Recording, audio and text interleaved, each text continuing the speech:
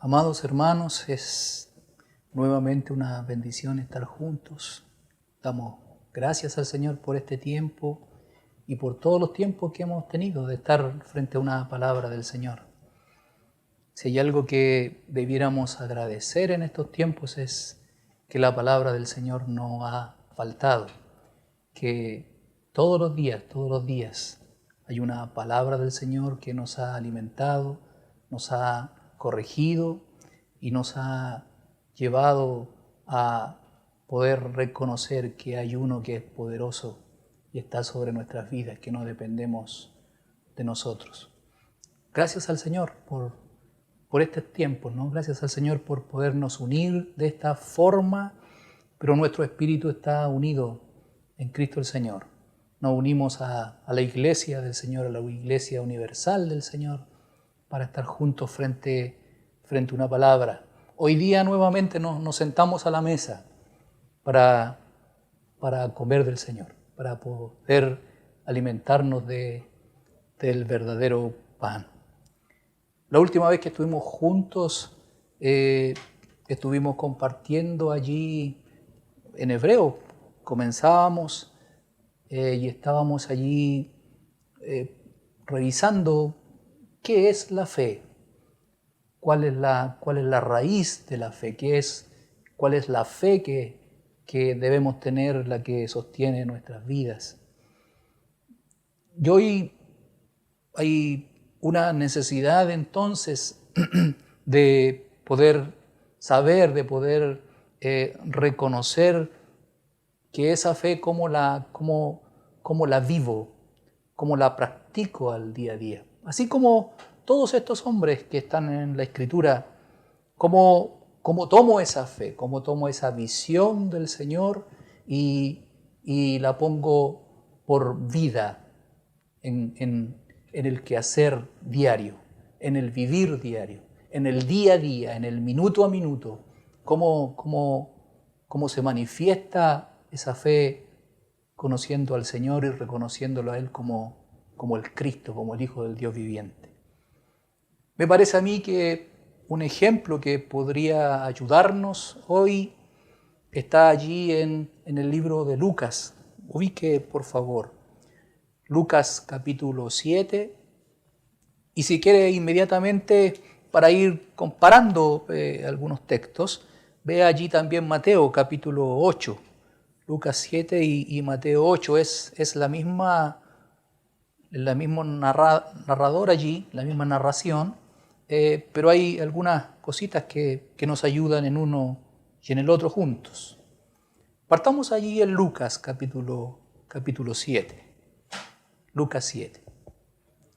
Lo tiene, ¿no? Amén.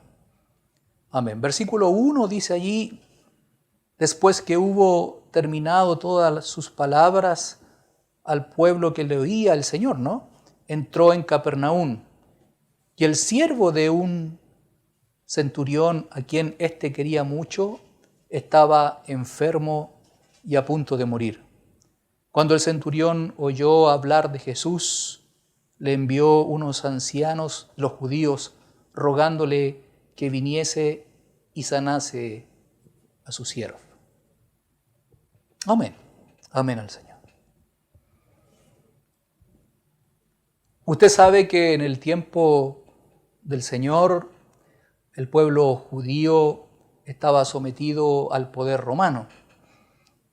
Desde Roma habían invadido muchas provincias y desde allá habían puesto unos gobernadores en cada provincia. Esto es también allí en los judíos, para allí poner su imperio, poner su autoridad, poner su reino sobre cada lugar que iban allí invadiendo. Eso significaba entonces que en el pueblo de Israel, allí en los judíos, habían judíos, pero también había muchos romanos, había muchos soldados, había mucho ejército allí que estaba constantemente yendo y viniendo por las calles, y estaba allí, todos los judíos estaban sometidos, muchos de ellos para hacer alguna cosa debían tener autorización de los romanos. La Escritura nos sitúa aquí en el texto, nos sitúa que el Señor había estado predicando, había estado enseñando, había estado compartiendo la palabra con el pueblo allí. Y dice que después de terminar allí, entra a un lugar, a Capernaum, y al entrar a Capernaum dice el texto allí que un centurión romano. Un centurión era un soldado con jinetas, era un oficial, era uno que tenía a su cargo más o menos como 100 soldados y que tenía una autoridad tal que éste podía hacer lo que quisiera con esa centuria, le llamaban, ¿no? Era un hombre poderoso. La mayoría de ellos, especialmente por estar en un lugar que no era Roma y estar allí ejerciendo poder, eran muy, muy petulantes, se creían con poder, ¿no? El texto aquí en Lucas tienen una narración un poquito distinta a lo de Mateo. Vaya a Mateo, ve allí en Mateo capítulo 8. Mateo 8.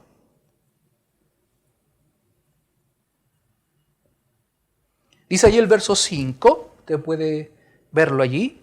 Dice que entrando Jesús en Capernaum, vino a él un centurión. Note allí lo que sigue, que es importante para hoy. Un centurión rogándole y diciendo: Señor, mi criado está postrado en casa, paralítico, gravemente atormentado.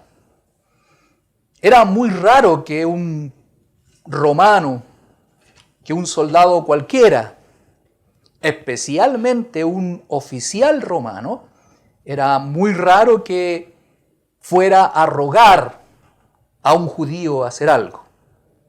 No, los romanos se creían dueños del lugar y ellos ordenaban. Ellos decían nomás que este judío debía hacer algo y este debía hacerlo, si no corría peligro de muerte. El texto dice aquí, bueno, en Mateo dice que el mismo centurión fue al Señor.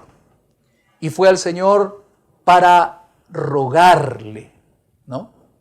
Mantenga eso en su mente, para rogarle. Vuelva a Lucas, capítulo 7. Lucas, capítulo 7. El verso 2 dice: y el siervo de un centurión a quien éste quería mucho. Note allí, estamos hablando de una persona distinta, de un romano distinto por el relato, ¿no?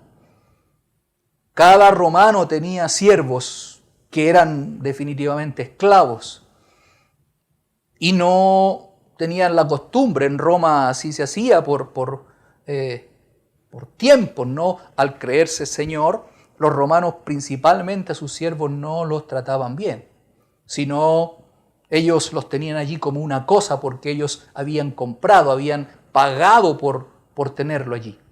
El texto dice aquí que este centurión romano no era un soldado común, lo hemos dicho, es un oficial, uno que tiene poder, que tiene autoridad. Este tenía un siervo y ese siervo tenía un problema allí.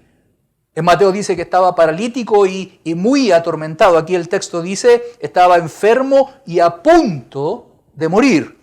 Así dice Lucas, ¿no? en su relato, a punto de morir. En Mateo dice que él fue a donde estaba el Señor, se presentó frente al Señor y le rogó que pudiera sanar a su siervo porque lo quería mucho, dice Lucas. En el texto de Lucas dice un poquito distinto, dice que este centurión, note el versículo 2, y el siervo de un centurión a quien éste quería mucho estaba enfermo y a punto de morir. 3. Cuando el centurión oyó hablar de Jesús, le envió unos ancianos de los judíos rogándole que viniese y sanase a su siervo. Note allí, ¿por qué este centurión fue o mandó a buscar al Señor? ¿Lo nota? Cuando el centurión oyó hablar de Jesús, alguien le comentó, él escuchó, llamó a otro para preguntarle, decir, ¿qué pasa? ¿Qué onda? En ese tiempo no dijo eso. ¿Qué pasa con este Jesús? ¿Qué distinto hay? Y a lo mejor alguien, un judío, le contó y le dijo, lo que pasa que dice que es hijo de Dios que ha venido con una palabra distinta, habla en una forma especial, hay algo especial en él. Y comenzó a contarle, tal vez no dice el relato aquí, dice que este romano escuchó hablar del Señor. Y ocurrió algo en él. Al escuchar hablar del Señor, al escuchar una palabra del Señor, y frente a la situación que éste tenía, sin duda que algo ocurrió en su vida. Algo ocurrió allí. No es que la fe viene por el oír, no. Pablo escribe a los Romanos capítulo 10, versículo 17, y dice que la fe es por el oír. No que al escuchar una palabrita, un versículo bíblico, viene la fe. No. La fe es, la fe está. La fe al escuchar una palabra que me nombre al Señor, que me muestre al Señor como el Señor, la fe es. Entonces, el escuchar del Señor. La fe es ver al Señor. El texto dice la fe es por el oír y el oír por la palabra del Señor. Sin duda que este varón que no era judío, que no tenía las promesas, no conocía las promesas del Señor, no conocía la palabra del Señor, no conocía lo que estaba escrito, sino recibió una palabra, llegó a su vida, se dio cuenta que en su situación había algo complicado. Dice el texto entonces que al escuchar del Señor, dice entonces que en Mateo dice que él fue, aquí dice que él se preocupa un poquito. ¿Sabe por qué? Dice luego allí, cuando el centurión oyó hablar de Jesús, el verso 3 del capítulo 7 de Lucas, le envió unos ancianos de los judíos rogándole que viniese y sanase a su siervo. Es como entendiendo él que la mayoría de los judíos no les tenía para nada buena a los romanos, sino más bien los odiaban porque ellos estaban ejerciendo poder sobre los judíos. Es posible que él haya entendido y haya dicho, si voy nomás y lo apresuro a este señor, es muy posible que no venga. Entonces se asegura un poquito, creo yo, se asegura un poquito allí y le manda al Señor, dice, no cualquier judío, sino dice allí unos ancianos de los judíos. Esto era unos que tenían autoridad sobre los judíos, unos varones religiosos para los cuales los judíos podían contemplar lo que ellos decían era algo importante. Y dice que le manda a unos judíos ancianos para, note allí, dice allí, no para ordenarle que venga, sino para rogarle que viniese y sanase a su siervo. Usted puede entender que para los judíos ancianos no era una tarea fácil, porque lo estaba mandando un romano. Y un romano que tenía autoridad, tenía jinetas. Un romano que le estaba comisionando una tarea. Vayan a donde está el Señor, vayan a donde está Jesús y ruéguenle que Él venga a sanar a mi siervo. Para estos judíos era complicado, porque si el Señor decía que no, si el Señor decía no, yo no voy a frente a ningún romano, para ellos era peligroso. porque si una autoridad como un romano, y como un romano que tenía poder, les comisionaba una tarea y estos volvían con las manos vacías, era muy probable que corrieran el riesgo de morir. Cualquier judío lo hubiera entendido de esa manera. Es por eso que los judíos le ponen empeño en la solicitud al Señor. Mire cómo dice el verso 4. Y ellos vinieron a Jesús y le rogaron, note allí, le rogaron con solicitud, diciéndole, note allí, es digno de que le concedas esto. Es digno de que le concedas esto. Un varón romano nos ha mandado para que tú vayas y sanes a un siervo al cual él quiere mucho. Y quiero decirte, me imagino yo que le decían con un rostro allí de tratar de convencerlo, como dice el texto allí, le decía, y este se lo merece, porque es digno de que tú vayas y le sanes. Y además agregan algo allí los judíos.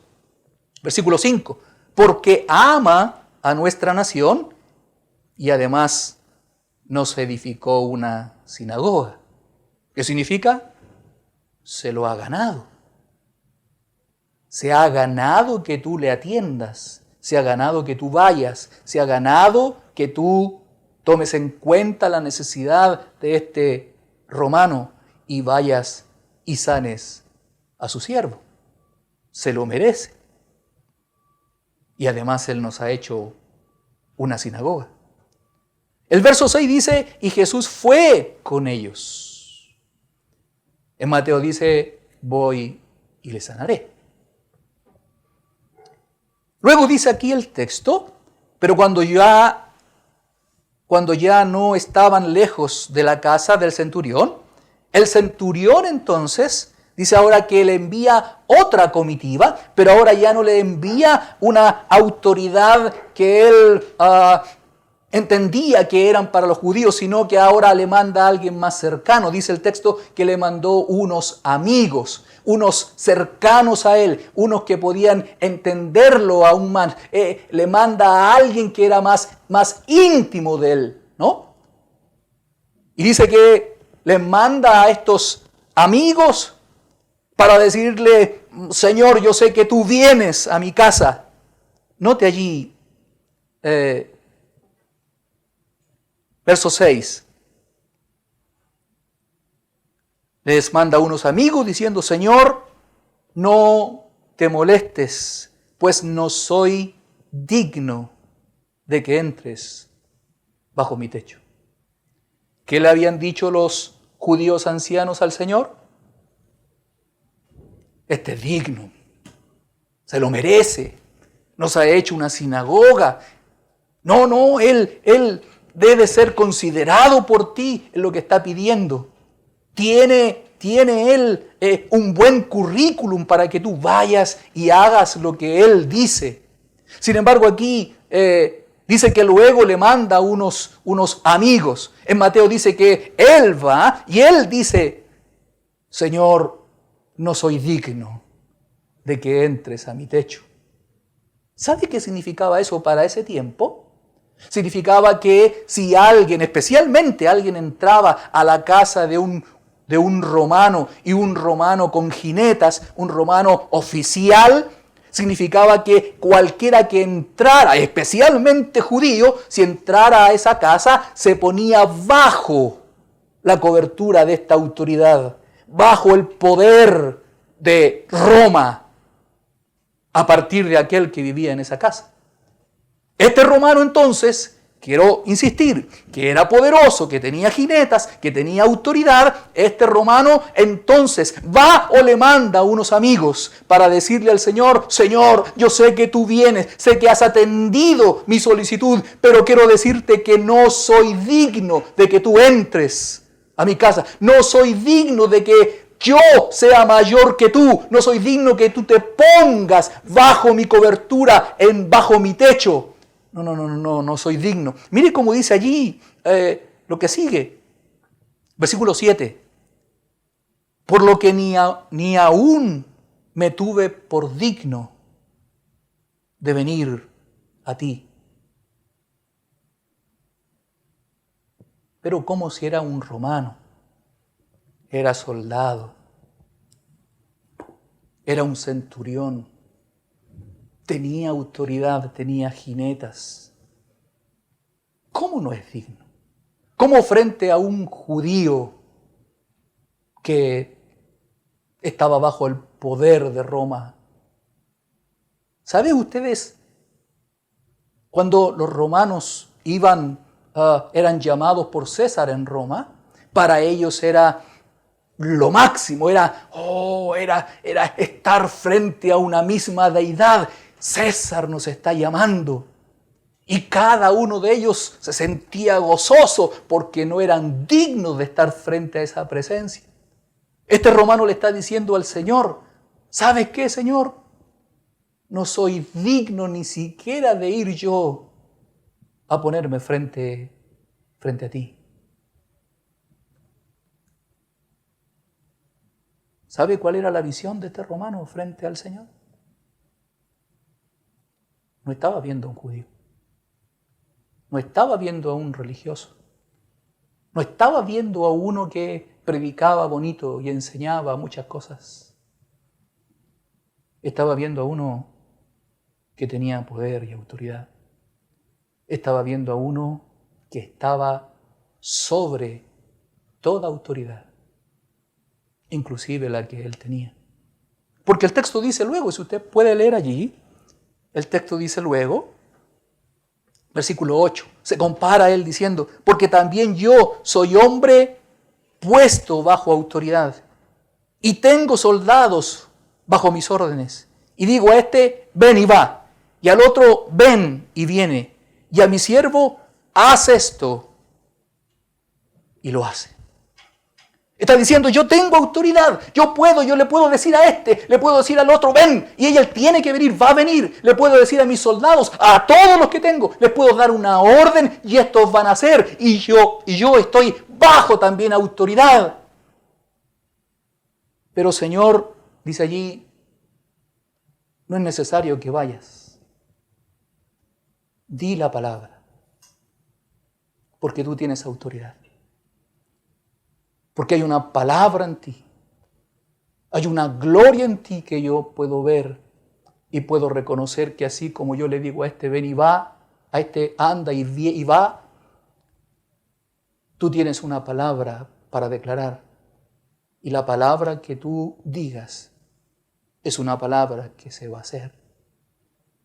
El texto dice luego allí, verso 9, al oír esto, Jesús se maravilló de él y volviéndose dijo a la gente que le seguían, os digo que ni aún en Israel he hallado tanta fe.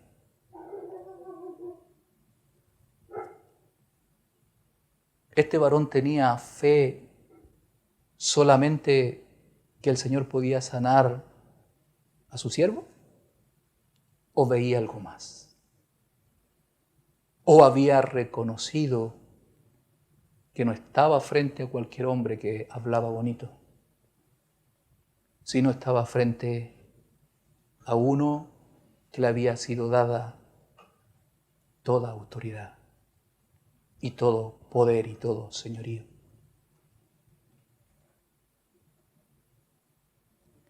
¿Cuántas veces, hermanos, cuántas veces cada uno de nosotros nos hemos mirado, nos hemos observado y hemos dicho, hay harta cualidad en mí, hay harta gracia en mí, hay harto conocimiento que tengo, hay harta estudios que están detrás de mí y el Señor se ha beneficiado con que yo esté dentro de su iglesia, porque hay harta capacidad en mí. Y si yo le pido algo al Señor, por todo lo que sé, por todo, inclusive, hermanos, a veces quienes predicamos tal vez podemos entender y decir, chita, pero si yo conozco de la Biblia, yo conozco, yo sé relacionar, yo tengo más capacidad que este otro hermano que también enseña, el Señor me ha dado más gracia y eso como que comienza a elevarnos de posición y tenemos una facilidad, una capacidad de decir, entonces yo puedo ir al Señor, yo puedo pedirle al Señor y el Señor tiene que responderme porque yo soy digno de estar frente a Él. Pero cuando eso ocurre, es que nuestra vista se ha nublado, sin duda. Nuestra capacidad de ver al Señor, la fe ha ido decayendo y nosotros no estamos viendo al Señor como Él es.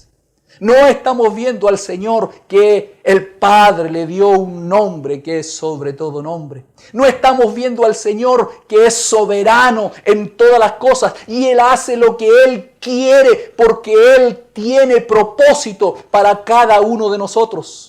A veces nosotros, frente a alguna situación que nos ocurre, frente a algún hecho que nos pasa, frente a algo que ocurrió, nosotros decimos, chita, pero tengo toda esta trayectoria, tengo todo este conocimiento de la Escritura, llevo tantos años en la iglesia, por lo tanto yo puedo y decirle, chita, Señor, ¿por qué ocurre esto? ¿Por qué está pasando esto? Si yo tengo esta capacidad, tú tienes, Señor, tú tienes que contestarme. Pero el Señor es soberano. Pero el Señor es poderoso. Pero no hay nada que se le escape al Señor. No hay nada que diga al Señor, chita, se me fue esto con mi hermano, con mi hijo. No, Él tiene todo controlado. El punto está, ¿cuántas veces nosotros podemos reconocer que no somos dignos? Que no tenemos ninguna capacidad para venir al Señor y que Él nos atienda. ¿Sabe? Él nos atiende porque tiene misericordia de nosotros. Él nos atiende porque tiene amor. Él nos atiende porque tiene trato con nosotros y quiere llevarnos a la imagen del perfecto que es Cristo el Señor. Hubo un varón que tuvo una paciencia, hermanos, usted lo sabe, con el pueblo que estuvo allí,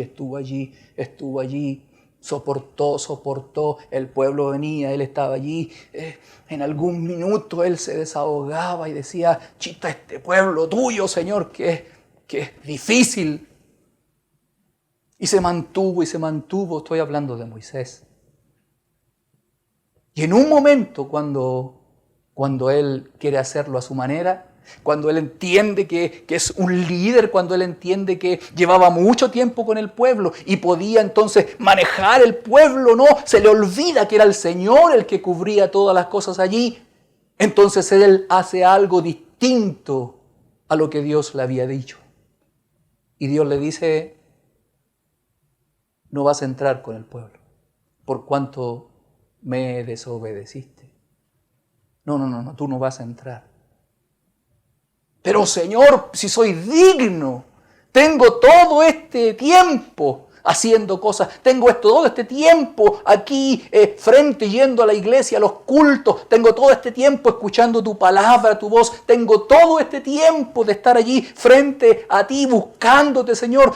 Soy digno, Señor, he tenido paciencia con este pueblo. No, Moisés tuvo que callar y decir, es verdad, estoy aquí porque tú me has puesto. Estoy aquí porque tú has tenido misericordia de mi vida. La Escritura dice Lucas dice que cuando los amigos volvieron, después de él declarar, no he visto fe ni siquiera en mi pueblo, dice que cuando los amigos vuelven a la casa, su siervo estaba sano. ¿Qué fue lo que llamó la atención del Señor? No era las jinetas del centurión. No era si tenía o no tenía tantos hombres a cargo. Lo que él vio fue que podía reconocerle frente a esa autoridad. No hay nadie que pueda estar en pie. Más bien, todos debemos estar humillados. bajo la poderosa mano de Dios. Dice la Escritura, usted puede ir allí, por favor, al libro de Isaías, capítulo 40. Isaías, capítulo 40. Isaías 40. Ubíquelo allí, Isaías 40. ¿Lo tiene? El verso 1 parte diciendo allí, y esto es para nosotros, es para usted, es para su familia, es para su casa hoy. Parte diciendo allí, consolaos, consolaos, pueblo mío, dice vuestro Dios. Quiero decirle, hermano, ¿hay algún desconsuelo en su vida hoy? ¿Hay alguna situación que le tiene complicado? ¿Hay algo que ha ocurrido? Quiero decirle, le tiene mal. Y está allí diciendo, chista, Señor, ¿por qué es necesario bajar el moño, como se dice aquí en Chile, para los hermanos extranjeros? Significa, es necesario bajar la cabeza, bajar la cerviz, para reconocer que hay uno que sabe cómo se hacen todas las cosas. Consolaos, dice, consolaos, pueblo mío. ¿Por qué puntualmente allí? Verso 3. Vos que claman en el desierto, preparad camino a Jehová, enderezad calzada en la soledad a nuestro Dios. Mire el 4. Todo valle sea alzado, y bájese todo monte y collado, y lo torcido se enderece, y lo áspero se allane, y se manifestará la gloria de Jehová, y toda carne juntamente la verá, porque la boca de Jehová ha hablado. Para que se manifieste el Rey, para que mi fe crezca y frente a cualquier situación yo tenga bendición del Señor, tenga paz en mi vida, pueda entender que hay una escuela del Señor que está trabajando conmigo. Lo primero que debo hacer, hermano, lo primero que debo hacer es bajarme del caballo que me da autoridad, bajarme del trono, sacar mi corona que pueda tener y reconocer que solo hay uno que puede estar en pie, solo hay uno que puede estar sentado en el trono, solo hay uno que puede estar en pie, y cada uno de nosotros debemos estar postrados ante Él. Todo monte que se crea grande, dice el texto allí, lo primero que tiene que hacer es bajarse. Y todo apocado, todo aquel que dice, chita, pero es que yo no puedo, nadie me ha considerado, todo aquel que está allí destruido, levántese para que venga la gloria del Señor y se manifieste en esa vida. Mire cómo dice allí, verso 10, he aquí que Jehová el Señor vendrá con poder y su brazo se señoreará. He aquí que su recompensa viene con él y su paga delante de su trono. El que se acerca a Dios crea que le hay y que es galardonador de los que le buscan. ¿Cómo ocurre esto? Mire el 11. Como pastor apacentará su rebaño. Note, si Él es el pastor, ¿qué soy yo? Si cantamos Jehová es mi pastor y nada me faltará, ¿qué soy yo?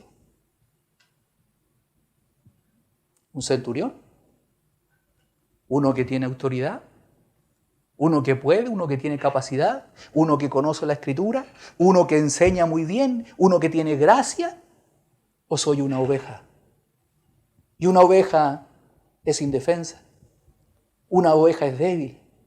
Una oveja no tiene fuerza para correr.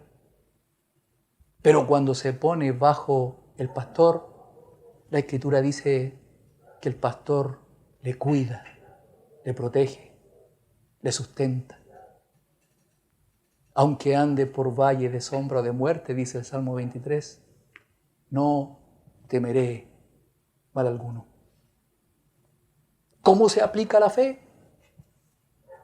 Lo primero es mirarme y decir, ¿Hay orgullo en mi vida? ¿Hay altanería en mi vida? ¿Entiendo que soy digno de estar frente al Señor? Si hay alguna situación en el matrimonio allí con la esposa, con el esposo, y que han estado allí complicado tal vez en estos días, ¿no sería bueno postrarse ante los pies del Señor para que la gloria del Señor se manifieste?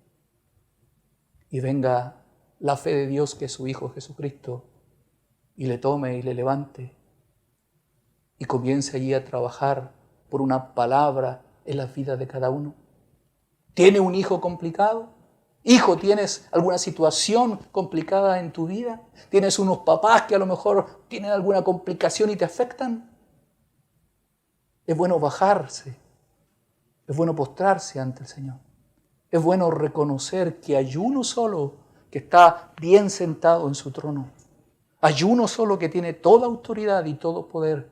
Y yo debo estar postrado. Es que alguien dirá, chista, pero es que yo he hecho varias cosas, pues. Yo he estado en la iglesia preocupado, yo he estado cantando, yo he estado enseñando a los niños, yo enseño a la congregación, yo tengo esta facilidad, yo he estado en todo tiempo sujeto, dirá el varón allí en la casa, yo he estado allí pendiente de la palabra que me ha sido dada. Por lo tanto, ¿cómo me piden que esté allí tan sometido si tengo todas estas características? Le invito a que terminemos allí en el Salmo conocidísimo, Salmo 51, por favor. Salmo 51. Salmo 51.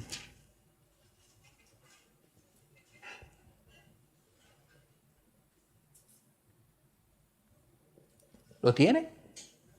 Versículo 16, puntualmente, 51, 16. Usted sabe, ¿no? En el 1, el rey está diciendo, aunque soy rey, lo he hecho mal. Dice el 1, ten piedad de mí conforme a tus misericordias, conforme a la multitud de tus piedades, borra mis rebeliones. Mire el 16, por favor. Porque no quieres sacrificio que yo lo daría.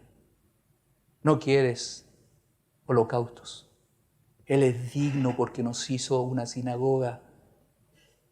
Y el romano dice, no soy digno de estar frente a ti. No importa lo que haya hecho, hermano. No importa si todo el tiempo ha estado obedeciendo, debe seguir obedeciendo. No importa si todo el tiempo ha estado buscando del Señor, debe seguir buscando al Señor. No importa lo que ha hecho para atrás, porque el Señor no quiere sus sacrificios, no quiere sus holocaustos, no quiere que usted diga, no, pero si yo lo merezco porque he hecho todo esto. Mire cómo dice luego 17, los sacrificios de Dios son el espíritu quebrantado, al corazón contrito, partido, molido y humillado, más cerca del suelo, tirado allí, no desprecias tú, oh Dios. ¿En qué condición está hoy? ¿Está reclamándole al Señor tal vez? ¿Está diciéndole, Señor, no me merezco esto que está pasando? ¿Está diciendo, Señor, ¿por qué ha ocurrido esto en mi vida? No lo entiendo. ¿O está frente al Señor para decirle, Señor, no soy digno de ti? No soy digno de estar frente a ti. No soy digno, Señor, de entender. Por lo tanto, mi vida, mi alma, mi corazón se postra ante ti, contrito y humillado, para que la gloria del Rey se manifieste. Quiero terminar diciéndole, hermano, nada de lo que ocurra en su vida, en su casa, en su familia, con los hijos, con la esposa, con el esposo, nada que ocurra es porque al Señor se le ha escapado. El Señor tiene trato con usted y quiere que usted se baje para que Él sea enaltecido en su vida. ¿Puede orar al Señor allí? Tal vez podría allí, por alguna situación que hay, postrarse ante el Señor allí y decirle, Señor, no soy digno. No soy digno, Señor, pero tú eres Tú eres el único digno. Tú eres el único que puede tratar conmigo. Tú eres el único que puede levantarme. Tú eres el único que puede arreglar esta situación en la casa, en la familia, en la economía. Tú eres el único, Señor. Postro mi vida ante ti. Te reconozco a ti como mi Rey, como mi Señor. Papito amado, ante ti estamos, Señor.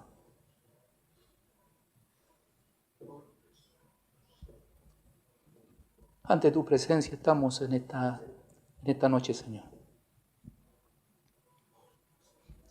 Tal vez nos revisamos, Señor, y tenemos muchas cualidades, Señor. Tal vez, Señor, revisamos y tenemos un currículum bien especial para presentarnos ante ti.